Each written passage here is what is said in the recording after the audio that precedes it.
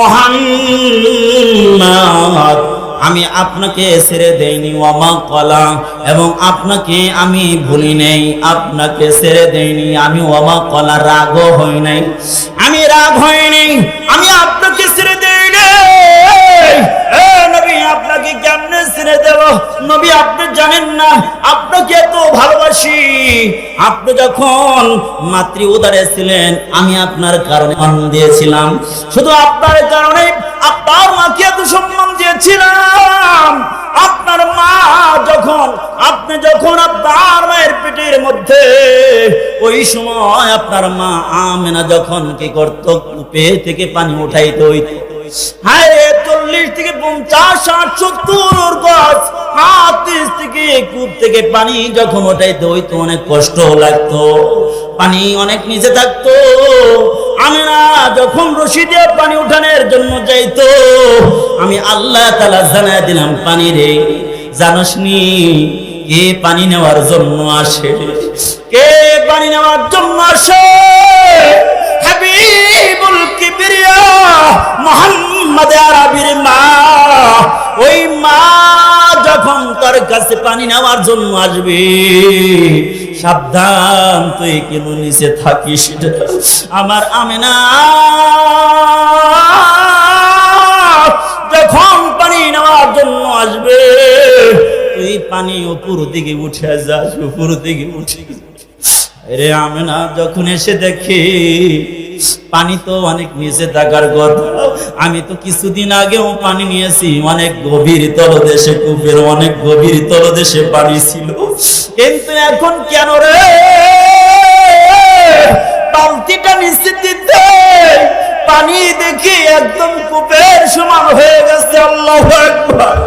পানি আর দেরি করে না, পানি লাফাইয়া লাফাইয়া লাফাইয়া গদগদ করতে করতে শ্যালো মেশিনের যেরকম পানি ছেড়ে দেয়, পানি লাফাইয়া লাফাইয়া পরে দেখেছেন অনেকে, ঠিক তদ্রুপ ভাবে ওই কূপের মধ্যে থেকে পানি লাফাইয়া লাফাইয়া আমেনার বালতির মধ্যে উঠতে আসে। আল্লাহু আকবার। আমেনা এবার পানি নিয়ে ঘরে যায়, আমেনার বান্ধবীরা পানি নেওয়ার জন্য আসে, দেখে পানিগুলো সব নিচে চলে গেছে, পানি নিচে চলে গেছে। এবার বান্ধবীরা ডেকে বলে, আমেনা তুমি বোন যখন পানি নেওয়ার জন্য যাও দেখি তখন পানি তো উপর দিকে চলে আসে, কিন্তু যখনই তুমি চলে আসো তখন দেখি পানি নিচে চলে যায়। ও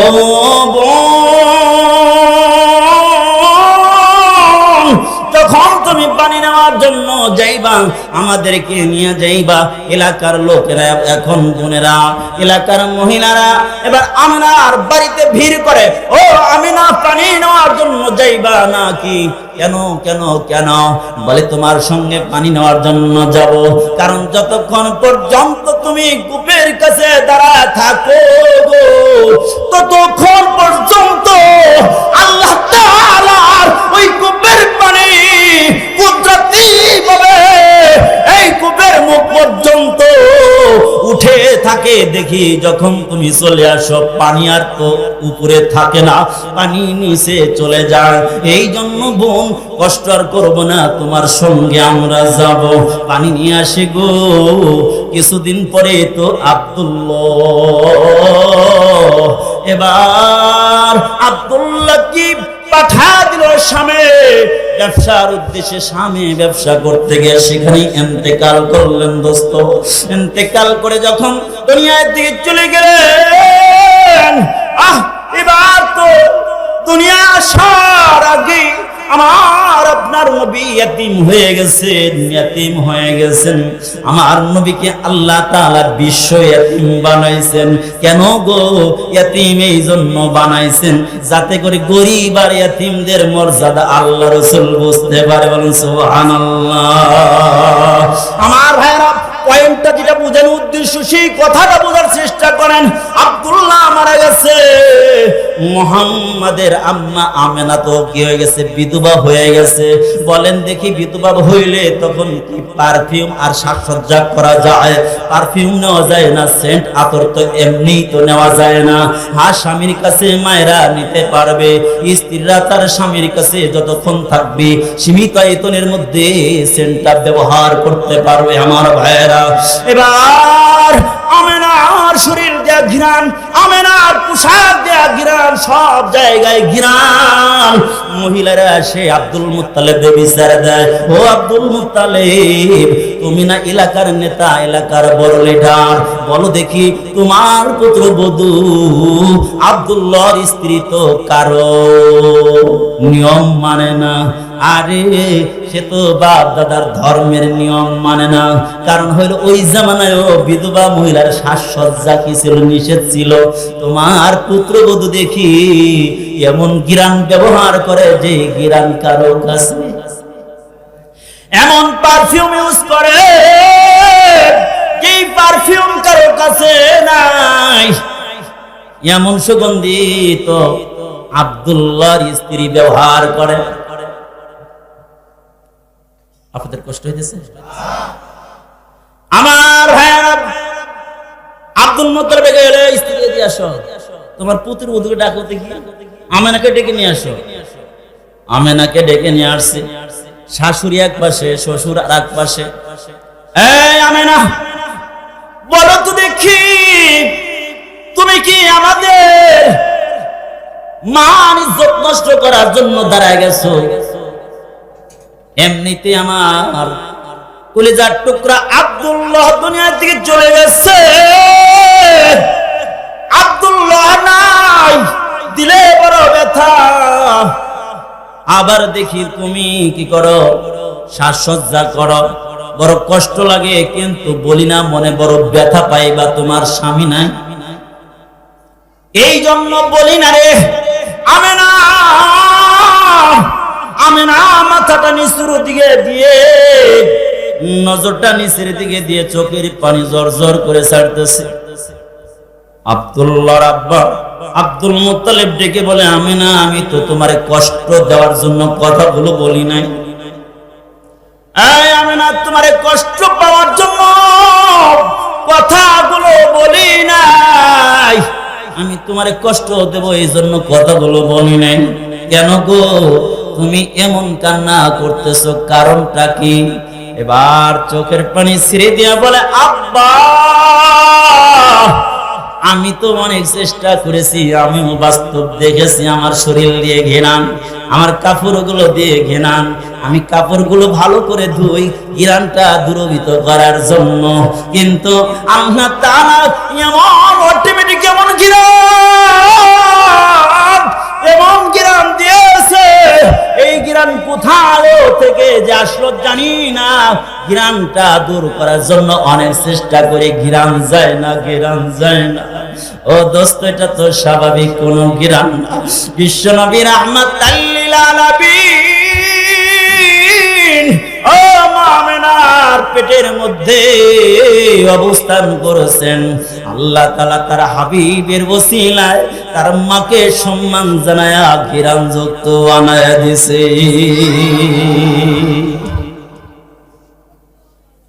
ওই সময় তো আমি ছাড়ি নাই। নবী, আপনি দেখেন নাই, নবী আপনি দেখেন নাই হালিমাতুস সাদিয়ার বাড়িতে যখন দেখতেন রাখালরা চারণ ভূমিতে যাইতো, সব ছাগলগুলো টেনে টেনে নিয়ে যাইতো, এদিকে দৌড় মারে, বাম দিকে বাম দিকে হাত ব্রেক করে, পইরা যায়, ছিঁড়া যায়, দৌড়াদৌড়ি লাফালাফি করে। কিন্তু আপনি যখন হালিমাতুস সাদিয়ার ছেলে আব্দুল্লাহর সঙ্গে আপনি যাওয়া আরম্ভ করেছেন, ওই দিন থেকে ব্যতিক্রম দেখেন না। ছাগলগুলো তো এদিকেও দৌড়ায় না, ওদিকেও দৌড়ায় না, যেন ছাগলগুলো শত শত ছাগল যেন আপনার মুরিদ হয়ে বসে আছে। আপনি যেখানেই বসে থাকেন ছাগলগুলো চতুর্পাশে আপনার দিকে বসে থাকে। সুবহানাল্লাহ। শুধু কি পৃথিবী এমন সম্মান দেই নাই, এই সম্মানটা আমি আল্লাহ তাআলা আপনাকে দিয়েছি। আপনি যখন ওই তায়েফের ময়দানে চারণভূমিতে যাইতেন, প্রচন্ড রোদ, নিচে ওই কঙ্কর আর বালু আর ছোট ছোট কুচি কুচি পাথর, ওই সময় দেখেছেন আপনি যেখানে বসেছেন কোন বৃষ্টির কোনো নামগন্ধ নাই। এমন টাইমেও আমি আল্লাহ তাআলা মেঘমালা তোমার মাথার উপরে ফিট কইরা আমি আল্লাহ তাআলা তোমারে ছায়া দিয়েছি, তোমারে সম্মান করেছি,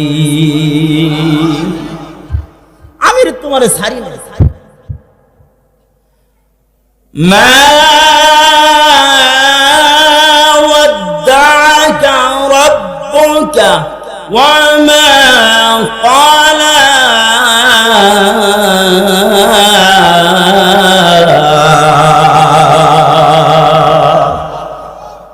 আল্লাহু আকবার বলে কি দোষ হইব?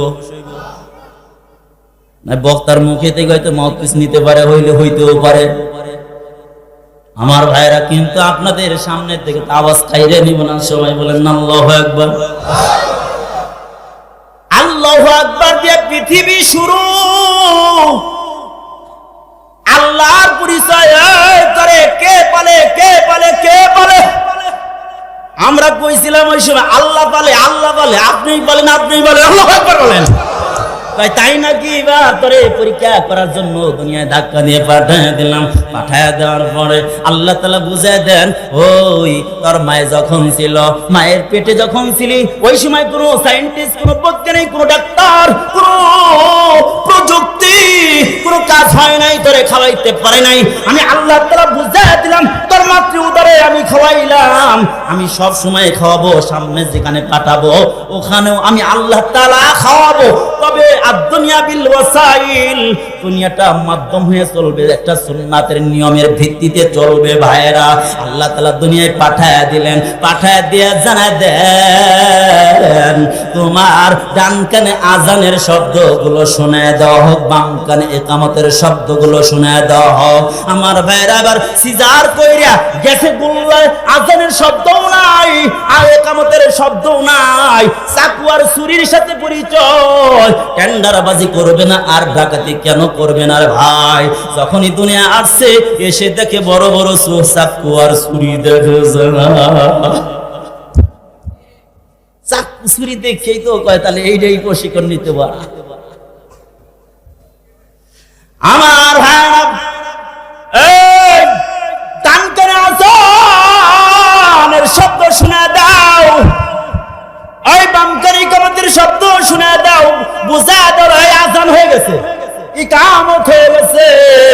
আজান আর ইকামত হইলে নামাজ আর কতটুকু টাইম বাকি আছে বলেন? 5 সেকেন্ড, 2 সেকেন্ড নাই, 5 সেকেন্ড, সর্বোচ্চ 10 সেকেন্ড। ইমাম সাহেব বলে আল্লাহু আকবার। এই দিলের কান্না দিয়ে শোনেন, আল্লাহ তাআলা বুঝা দিতে চান আজান হয়ে গেছে, ইকামত হয়ে গেছে। দুনিয়ার হায়াত বেশি টাইম নাই, আজান হয়েছে, ইকামত হয়েছে, নামাজ আরম্ভ হয়ে যাবে, জানাজা আরম্ভ হয়ে যাবে, রেডি হয়ে যাও। বলেন দেখি জানাজার আজান আছে নাকি ইকামত আছে? আজানও নাই, ইকামতও নাই।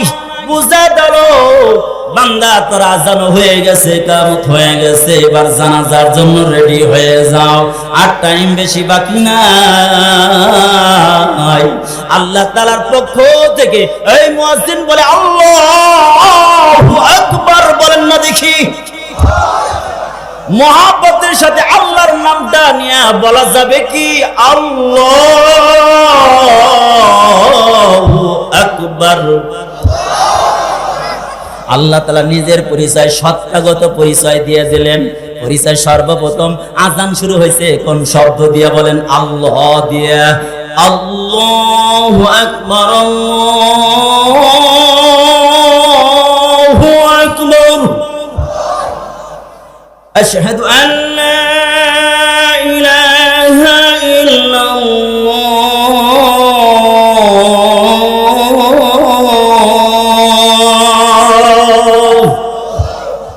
আল্লাহ শব্দ দিয়ে আজান শুরু হয়ে গেছে। আর আল্লাহ বলেন আমার পরিচয় তো দিলাম, এখন ঈমান আন, ঈমান আন। ওই যে মাতৃ উদারে ছিলি আমার সাথে, ওই রূহের জগতে আমার পরিচয় ছিল, এবার দুনিয়া এসে ঈমান আন, ওইটাই আবার পুনরাবৃত্তি কর। কি বলতে হবে? আশহাদু আল্লা ইলাহা ইল্লাল্লাহ।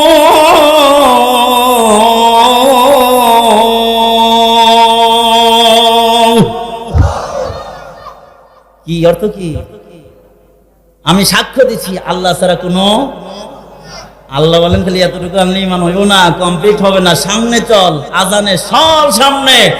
আশহাদু আন্না মুহাম্মাদার রাসূলুল্লাহ।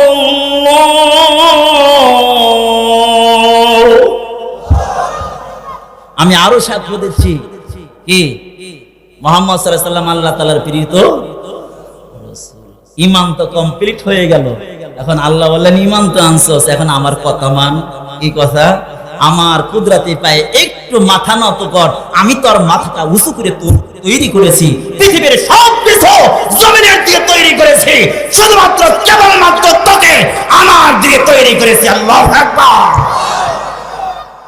মাথাটা উপর দিয়ে তৈরি করেছি, মাথাটা নিচু করবি কারো কাছে না, খাজার কাছে না, বাবার কাছে না, কারো কাছে না, নবীর কাছেও না, শুধুমাত্র কেবলমাত্র আমার কাছে মাথাটা নত কর। কি? হাইয়া আলাস সালাহ।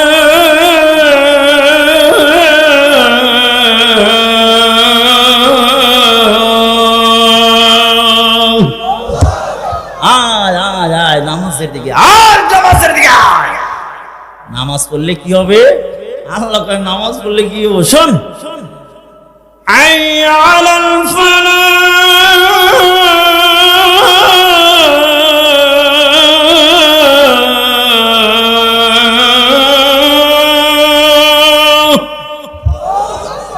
আল্লাহ পাক বলেন নামাজ পড়লে সফলতা পাবো। সফলতা বুঝি না তো, আল্লাহ সফলতা কারে কয়? পাঁচতলা বাড়ি আর একটা পাজারো গাড়ি, সুন্দরী নারী, এটাই কি সফলতা? আল্লাহ কয় না, এটা সফলতা না। সফলতা কি? আল্লাহ তাআলা আয়াতের মধ্যে বলেন ওয়া যুহসিহা আনিন নার ওয়া উদখিলাল জান্নাতা ফাকাদ ফাজ।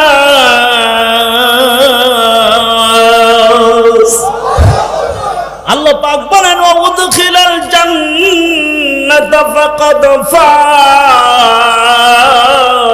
ও বান্দা, শুরু হয়েছে কোত্থেকে জানুনি? জানুনি তার সফর তো শুরু হয়েছে আদম পয়গম্বরে জান্নাতের মধ্যে বানাইয়া, দুনিয়ার মধ্যে ঘুরাইয়া ফিরাইয়া, আবার জান্নাতের মধ্যে ঢুকাইয়া দিছে। আমরা তার নেক্সট জেনারেশন, আমরা যদি আবার দুনিয়ায় ঘুরে ফিরাই সেই জান্নাতের মধ্যে ঢুকতে পারি, তাহলে সফরটা হবে সফল। আমার ভাইরা জোরে বলেন ঠিক কি ঠিক না? জান্নাত থেকে এসেছিলাম ভাই, ওই জান্নাতের মধ্যে ঢুকতেই চাই, জান্নাতের কাজ করে যেতে চাই। জান্নাতের মধ্যে যদি ঢুকতে পারি, তাহলে আমার পাসপোর্ট ভিসাটা যদি ঠিক থাকে, আমার ঈমান যদি ঠিক থাকে, পাসপোর্ট ঠিক আছে, এবার নবীর সিগনেচারের মাধ্যমে, সুন্নাতের মাধ্যমে আশহাদু আল্লা ইলাহা ইল্লাল্লাহ, লা ইলাহা ইল্লাল্লাহ, পাসপোর্ট লাগে গেছে। এবার ভিসা কিভাবে লাগাইবা? মুহাম্মাদুর রাসূলুল্লাহ, মুহাম্মাদুর রাসূলুল্লাহর মাধ্যমে ভিসা লাগাইবা। এবার তোমার চেহারার দিকে তাকাইলে তুমি কি নেইমার মার্কা না মেসি মার্কা? তুমি মালটা কোন দেশের প্রোডাক্ট? তুমি কি আমেরিকার প্রোডাক্ট নাকি মেড ইন মদিনার প্রোডাক্ট? আমার ভাইরা, তিনটা কাপড় দিয়ে তোমাকে যখন কবরের মধ্যে ঢুকানো হবে, তিনটা কাপড় দিয়ে কবরে ঢুকানো হয়েছে বা